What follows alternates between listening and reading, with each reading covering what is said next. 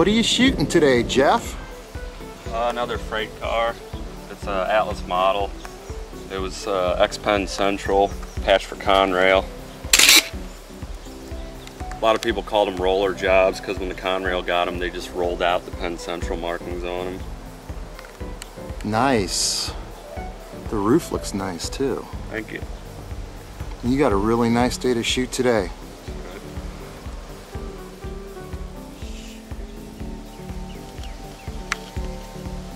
That's a really nice job, Jeff. Let me interrupt you for a second. How did you achieve that effect on that freight car, the rust and this faded effect?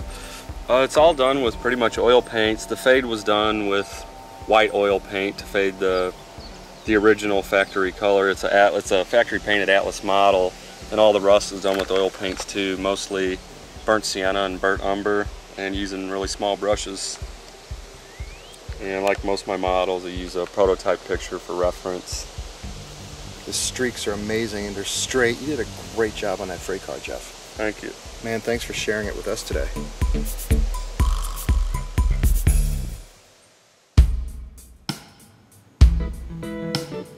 For this segment of What's Neat This Week, I want to talk to you about spray booths. I built my spray booth in 1990, so it's 24 years old, and let me tell you what, it works. This is a pre-design that I actually thought through. It's all built out of wood. I've got an air supply that comes in down the wall, plugs into my air unit underneath where I've got a dryer that runs up, and then I am supplied with an air supply that I've got right here that comes in from the wall, like I said, and then runs through on copper tubing to 3 outlets that I've got. So I've got air for 3 different air brushes. So in case I'm doing 2 colors at one time and I've got my 3rd airbrush full of cleaner, I can easily work with a 3 outlet setup. My airbrushes store really nice in a side storage compartment. And then I've got a switch where I flip the switch and I've got 500 cubic feet of airflow when I need it to suck the paint fumes out of the building safely, with no wife coming down and saying, "You've smelled up the house, honey." So that's really an important thing to cover.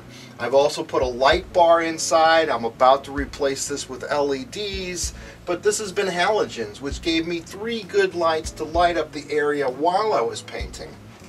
I've got a filtration system that keeps the fan blades of the blower from clogging up with paint.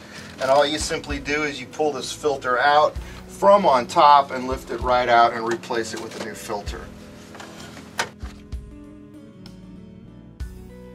Now, another feature I built on this was when the guys come over on Saturday evenings, we like to look at different models. So I built a table surface here that we could put our models on, have a really nice light that's adjustable, dimmer. So we can look at models, plus it's a great surface for working when you're painting your models. You can put your oven tray here so that as you're spraying and painting your models, you then put them on your tray and get ready to bake them in the oven at 120 degrees. I also like to use this rotating Lazy Suzanne that's got large scale, G scale, O scale, and HO track on it. And when I'm sitting here spraying, I can spin it around. I'll have a locomotive on there, as you can see in this video clip, where I'm painting an Allegheny. But as you can see, I can turn the diorama around and actually stand here and paint and have the air sucking out safely, no problems. I've got a paint rack on the side of the spray booth. It all balances out because the booth itself is built on a really wide platform. So the weight of the paint has never caused anything to be top heavy. But yet the whole system completely rolls. You can reposition it to the middle of the room in the event that you're shooting or spraying a very large diorama here where you want good airflow suction coming out.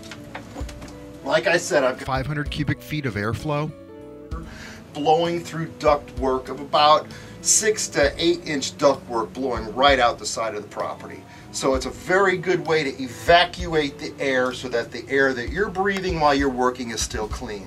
This system works. This is a great way to design an air spray booth.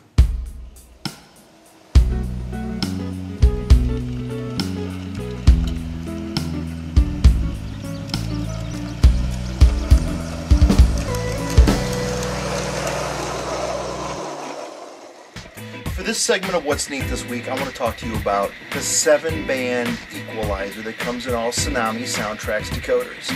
Now, working with Sound Traxx over the past year, I've learned a few things about decoders that I didn't have a clue about. As far as I'm concerned, you can take a fish hook, put it through them, throw them in the water, and with all those colorful wires, you might catch yourself a great catfish in one of these Missouri rivers. But the deeper I got into it and understanding the tech manuals and understanding exactly what these decoders will do, I've come to the realization that it's worth sharing with you on this What's Neat This Week segment. And over the time, I've discussed the F11 feature in one segment. I'm going to discuss dynamic digital exhaust in another segment. But for this segment, I want to talk about the 7-band equalizer. Just like the equalizer on your car stereo, you can adjust the timbre and the bass of the locomotives and the steam locomotives so that you can have more highs or more bass, adjusting the sounds. You do this by adjusting CVs 153 through 160 the long way, or as I've got it set up here, I'm using Decoder Pro right now, where I can actually look at slides as if it was an equalizer and adjust those so that I get rid of the mid-range, I induce a little more highs and a little more bass, which really brings out the aesthetics of the sound, especially when you're in a locomotive and the sound speakers are in a boxed enclosure. This is really an effective way. So watch this next segment as I describe to you and show to you the 7-band equalizer and how it works. Now for this demonstration, I've taken 2 identical Intermountain locomotives and 2 identical Blackstone steam locomotives. All have the Tsunami digital sound decoders in them.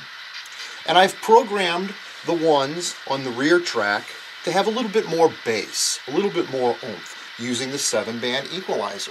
The locomotives on the foreground track are still set to factory default settings. So you'll hear the difference in this next upcoming clip that shows side by side the 2 locomotives and how they sound. Using Decoder Pro on my laptop, I was able to program the locomotives, in this case, this locomotive to have a lot of bass, and then the other locomotive that's on the on the foreground track to have a lot less bass. That locomotive had a lot more highs. Okay, for this demonstration, the locomotive on the rear track has been programmed with a lot of bass. The locomotive in the foreground track has been programmed so that it's got a lot of highs, and I've completely eliminated the bass so that you can hear the difference that the 7-band equalizer allows, starting with the rear engine.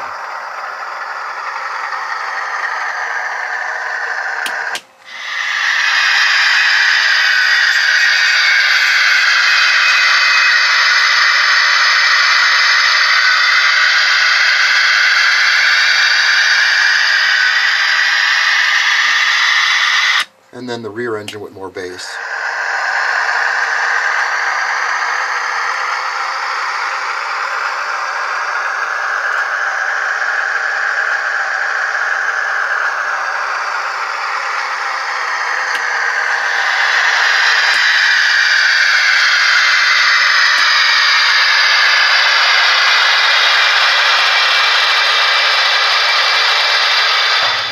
The difference is very apparent on these 2 Blackstone steam locomotives.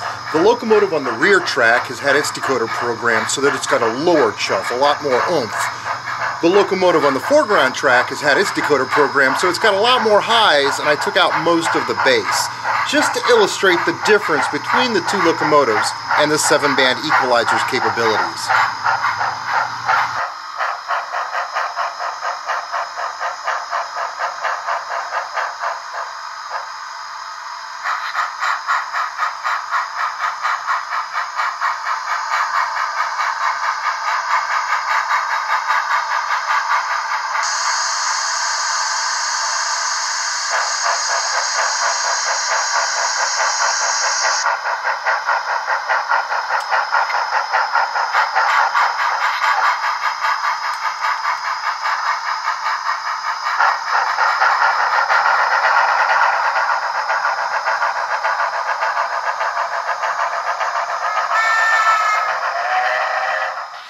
You don't have to be an audio whiz to program and optimize a 7-band equalizer. Mess around with it a little bit. See what sounds good to you. And for further tips and ideas on how to use this, check the Sound Traxx website at www.soundtraxx.com.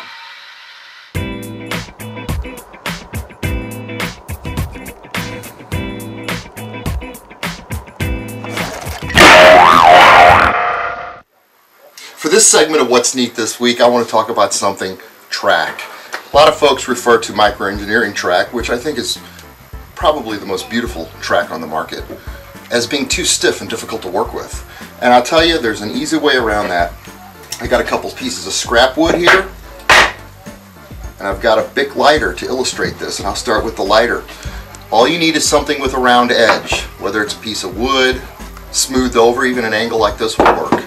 But what you do is you take your lighter, for example, and you run it along the ties. Now mind you, this is microengineering track, it's pretty stiff. But you can bend just about any radius you want, and if you want to take it back out, you just flip it over and do it the opposite way. You don't break your ties, and you can bend this into a 15-inch radius if you wanted to. Very quite simply, by using a lighter, a piece of wood. Here, I'll straighten out the piece of track again. Just using a piece of wood, 2x4. Look at that. Look at that. This works. So anybody that tells you microengineering is stiff, if you approach it this way using just a couple of pieces of scrap wood or a lighter, you can bend microengineering track any way that you want. So that's just something I thought it'd be fun to talk about.